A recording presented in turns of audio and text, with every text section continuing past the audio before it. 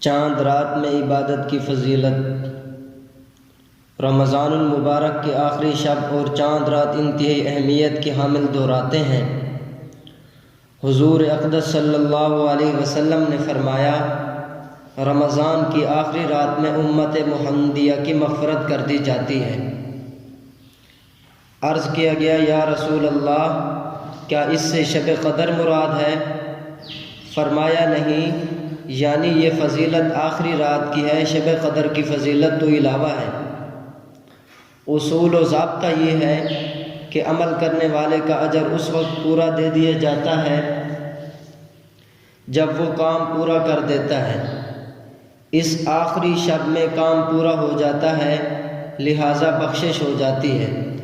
اس کے ساتھ ہی عید الفطر کی رات، جسے ہم عرف میں چاند رات کہتے ہیں، اسے لیلۃ الجائزہ یعنی انعام کی رات بھی قرار دیا گیا ہے۔ اس ایک رات میں اللہ تعالیٰ اتنے لوگوں کو جہنم سے آزاد فرما دیتے ہیں جتنے لوگ پورے رمضان المبارک میں جہنم سے آزاد کیے گئے تھے۔ اور اس رات میں عبادت کرنے کی بہت بڑی فضیلت ہے۔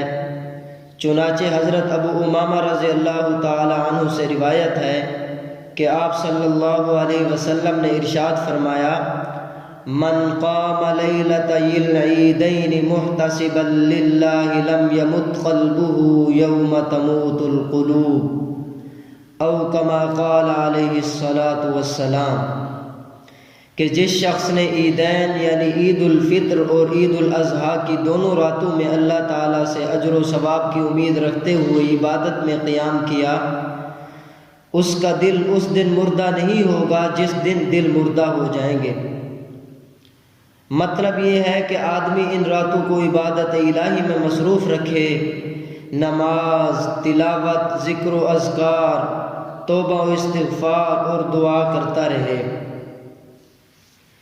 اور ان راتوں میں عبادت کرنے والے کا دل مردہ نہیں ہوگا، اس کا مطلب یہ ہے کہ قیامت کے خوفناک اور دہشت ناک دن میں، جب کہ ہر طرف خوف و ہراس، گھبراہٹ اور دہشت پھیلی ہوئی ہوگی، لوگ بدحواس ہوں گے، ان راتوں میں عبادت کرنے والے کو اس دن میں حق تعالی شانہ نعمت والی اور پرسکون زندگی سے سرفراز فرمائیں گے۔ اور حضرت معاذ بن جبل رضی اللہ تعالی عنہ سے روایت ہے کہ آپ صلی اللہ علیہ وسلم نے فرمایا، من احیا اللیالی الاربع وجبت له الجنہ، لیلۃ الترویۃ ولیلۃ عرفۃ ولیلۃ النحر ولیلۃ الفطر، او کما قال علیہ الصلاۃ والسلام، کہ جو شخص 4 راتوں کو عبادت کے ذریعے زندہ کرے گا تو اس کے لیے جنت واجب ہو جائے گی۔ نمبر 1، 8 ذی الحجہ کی رات، 9 ذی الحجہ کی رات اور 10 ذی الحجہ یعنی عید النحر، عید الاضحیٰ کی رات اور عید الفطر کی رات۔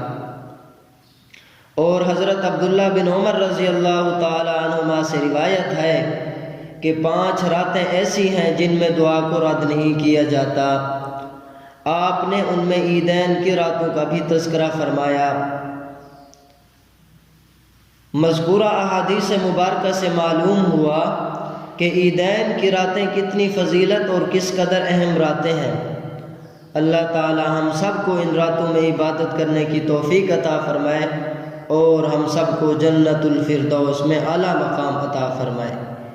وآخر دعوانا ان الحمد للہ رب العالمین۔